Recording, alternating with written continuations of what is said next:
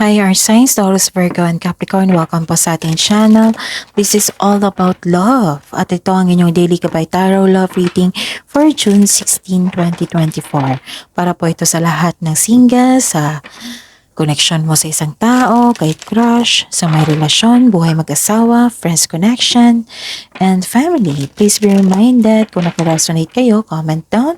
Kung hindi kayo nakaresonate, ibigay niyo po sa iba kasi general reading po ito. And please like, subscribe, and click bell button for notification para updated po kayo sa daily tarot love reading natin. Maraming salamat po.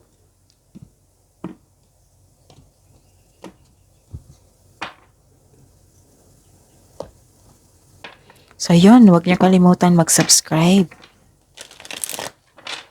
At i-click mo yung bell notification para lalabas sa inyong cellphone, laptop, or TV.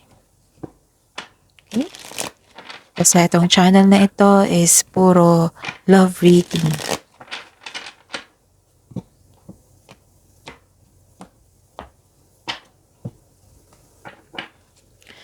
Spirits guide. Love life, self-love, partnership, and romance. Mga ganap mensahe niyo po para kay Taurus, Virgo, and Capricorn ngayong June 16, 2024.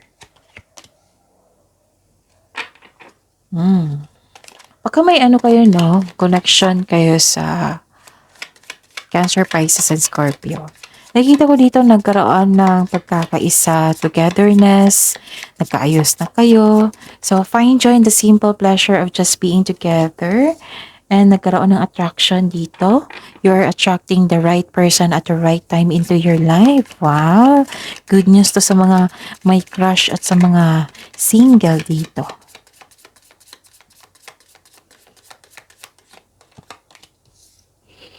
Voids. Avoid rushing to fill voids with love. Seek inner fulfillment first. Okay. Spirits guys, ano po ang energy ni Taurus, Virgo, and Capricorn ngayong June 16, 2024 regarding sa love life nila, self-love, partnership, and romance?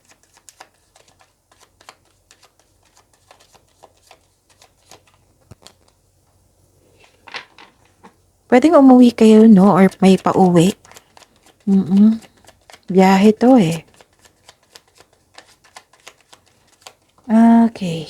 So, kunin nyo natin yung isa.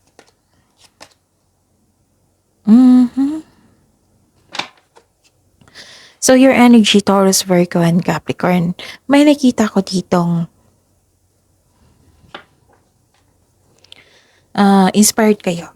Nagkaroon ng determination, siguro para maayos. Nagkaroon ng concentration, perseverance. Yes. At may nakita ko ditong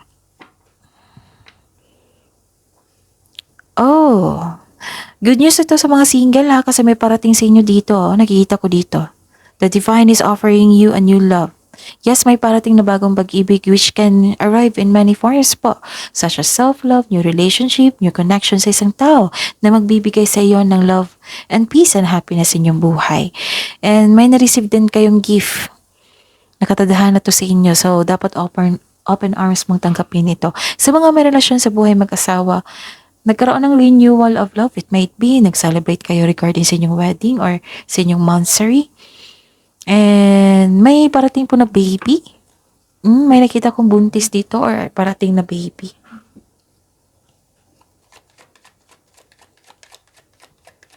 Spirits guide.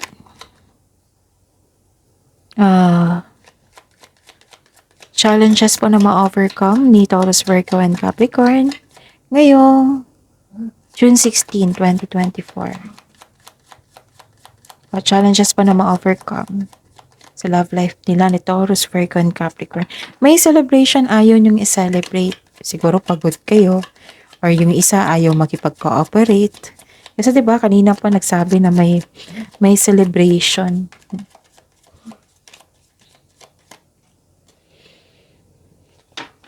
And nanindigan kayo dito eh. Yes, nanindigan. Nagkaroon ng anong tawag dito?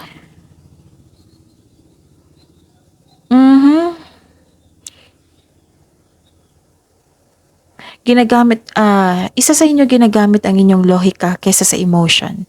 Mataas ang pasensya ng taong ito. It might be you, it might be this is your person. Okay? Isipin niyo po yung person niyo ngayon. Kunin natin yung energy niya. Spirit guide, person po ni Taurus, Virgo, and Capricorn, ngayong June 16, 2024.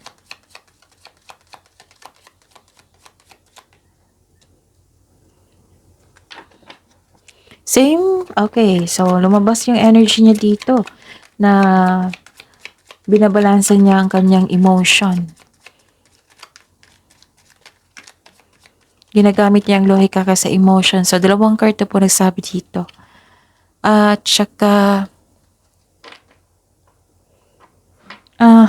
may nakita ko ditong pagkakaisa. Okay? And may na-realize din siya. May emotional intense dito na mangyayari. Ang taas ng trust level niya sa inyo. Nag-iisip siya ng level up sa inyong relasyon. Okay? At kaya nag-hard work siya ngayon kasi gusto niyang may pag-level up sa inyong relasyon ngayon, sa inyong connection. Ano pa? Yes.